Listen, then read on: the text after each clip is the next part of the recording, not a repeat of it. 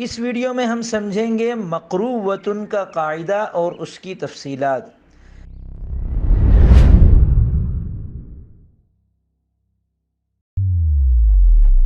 بسم اللہ الرحمن الرحیم۔ السلام علیکم ورحمۃ اللہ وبرکاتہ۔ میں محمد اسامہ سرسری۔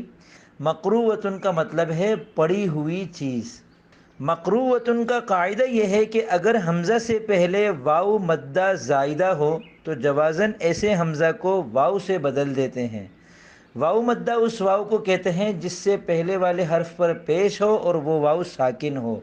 زائدہ کا مطلب یہ ہے کہ وہ حروف اصلیہ میں سے نہ ہو، جیسے مقروءۃ، اس میں حمزہ سے پہلے واو ہے اور یہ مدہ ہے اور زائدہ ہے، کیونکہ حروف اصلی ہیں قرأ، تو یہ واو زائدہ ہے، اس میں مفعول کا ہے، لہٰذا ہم نے اس حمزہ کو واو سے بدل دیا اور یوں کر دیا مقروءۃ۔